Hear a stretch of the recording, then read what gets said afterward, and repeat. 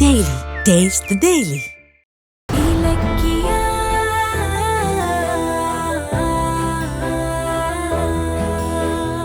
கௌதமை என் கண்ணால பார்க்க முடியலன்ற ஏக்கம் என் மனசுக்குள்ள கிடந்து அல்லாடிட்டு இருக்கு.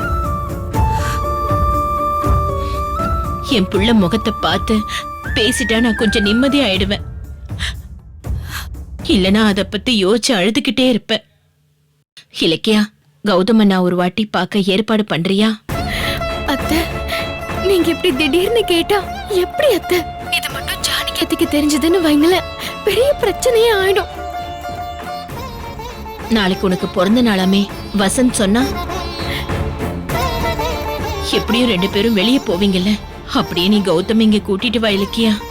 அத்தை, அது வந்து உடனே ஜானகி மனசு நோக கூடாதுன்னு யோசிப்பியே. அப்ப அவன் மனசு மட்டும் பஞ்சு, என் மனசு கல்லா? இல்ல, இவ யார்கிட்டயும் ரொம்ப கெஞ்சி பேசுற மாதிரி தெரியுது. யார்கிட்ட இவ என்ன பேசுறா? அத்தை ப்ளீஸ் அத்தை, நான் உங்களையும் ஜானகி அத்தையும் பிரிச்சு பார்க்கல. எனக்கு நீங்க 2 பேருமே ஒண்ணுதான். ஆனா இலக்கியா, உன்னை நான் கெஞ்சி கேக்குறேன், இதுக்கு மட்டும் மறுப்பு சொல்லாத. நிச்சயமா நான் கௌதம் கிட்ட எந்த உண்மையும் சொல்ல மாட்டேன். கௌதம பார்த்தா மட்டும் எனக்கு போதும் இலக்கியா. சொன்னா புரிஞ்சுக்கோங்க அத்தை. நீங்க இன்னைக்கு கௌதம் கிட்ட உண்மையை சொல்ல போனது நினைச்சு ஜானகி அத்தை ரொம்ப டென்ஷன்ல இருக்காங்க. இந்த சமயத்துல நாளைக்கு கௌதம் அவங்க கிட்ட கூட்டிட்டு வந்து அது மட்டும் அவங்களுக்கு தெரிஞ்சது, அப்புறம் அவங்க என்ன சுத்தமாவே வெறுத்துருவாங்க. அத்தை, கொஞ்ச நாள் பொறுத்துக்கோங்க அத்தை. யார்கிட்டயோ கெஞ்சுறான்னு மட்டும் நல்லா தெரியுது. ஆனா விஷயம் என்னன்னு தெரியலையே. நான் இவ்ளோ கெஞ்சியும் நீ மனசு இறங்க மாட்டல. இங்க பாரு இலக்கியா, நான் சொன்னதை மட்டும் நீ செய்யலனா நான் மறுபடியும் இன்னொரு நாள் கௌதம பார்க்க கிளம்பிடுவேன். அதுக்கப்புறம் நீ கெஞ்சினாலும் பாதியில நான் திரும்பி வரமாட்டேன். என் பாசத்தை உன்னால கட்டுப்படுத்த முடியாது, பாத்துக்க. அத்தை, அத்தை, தயவு செஞ்சு நீங்க அப்படியெல்லாம் எதுவுமே பண்ணிடாதீங்க.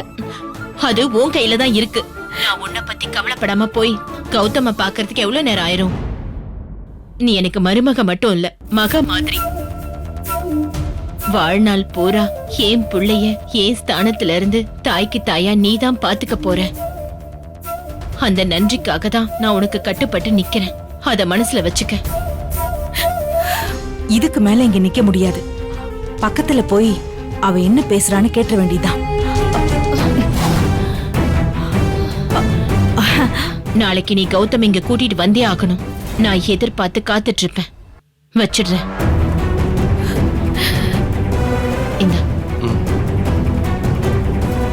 பைரவி, இங்க என்ன பண்ற?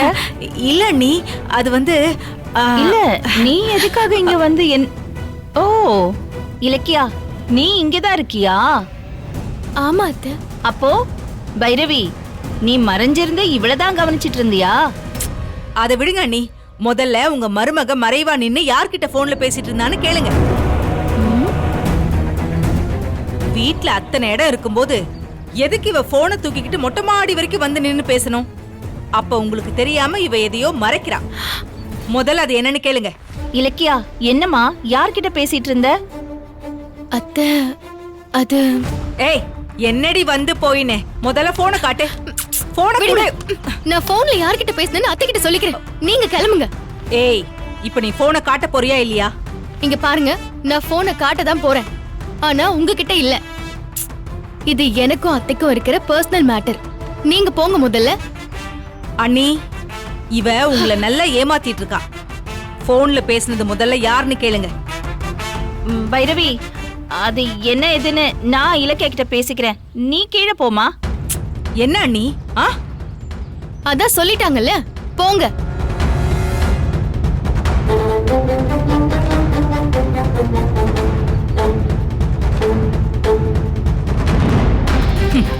ஏய் இலக்கியா, என்ன விரட்டுறியா? பொருடி, உன்னை விரட்டுறதுக்கு தான் இப்ப அஞ்சலிய பார்க்க போறேன்.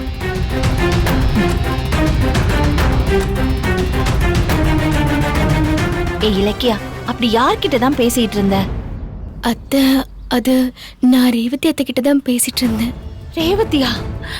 என்னம்மா, எனக்கே தெரியாம ரேவதியையும் கௌதமையும் சேர்த்து வைக்கலான்னு பிளான் போடுறேன், அப்படித்தானே? அத்தை, நீங்க அவசரப்படாதீங்க. ரேவதி அத்தை மெடிக்கல் சென்டருக்கு போயிட்டாங்களான்னு கேட்க தான் ஃபோன் பண்ணேன். சரி, அத கீழேயே பேசலாமே. அதுக்காக ஏன் மொட்டை மாடிக்கு வந்து பேசிட்டு இருக்க? ஆ? அத்தை நான் பேசியிருப்பேன் அத்தை. ஆனா இந்த பைரவி மேடம் என்ன கண்காணிச்சுக்கிட்டே இருக்காங்க. அவங்களுக்கு ரேவதி அத்தை விஷயம் தெரிஞ்சா ஆபத்துன்னு பயந்துதான் இங்க மொட்டை மாடிக்கு வந்தேன். ஆனா அவங்க எப்படியோ மோப்பம் பிடிச்சி இங்கேயும் வந்துட்டாங்க. அது கரெக்ட் தான். இங்க பாரு இலக்கியா, ரேவதி மெடிக்கல் சென்டர்ல இருக்கிறது ரொம்ப ஆபத்தான நிலைமைதான். எந்த நேரத்துல என்ன நடக்கும்னு தெரியாது. நீ ஒண்ணு பண்ண, அவளை எப்படியாவது வேற ஊருக்கு அமிச்சிடு. உனக்கு புண்ணியமா போகும். சரி, இந்த துணியெல்லாம் காய போடு. நான் கீழே போய் சமைக்கிற வேலையை பாக்குறேன்.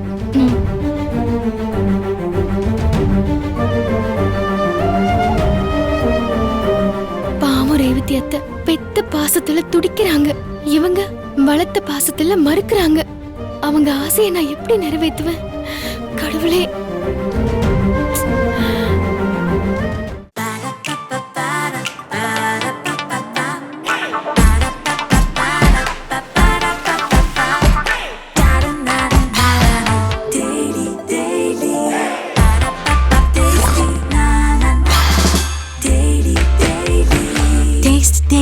Taste the Daily.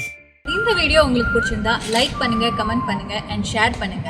மறக்காம சரிகமா டிவி ஷோஸ் தமிழை சப்ஸ்கிரைப் பண்ணுங்க.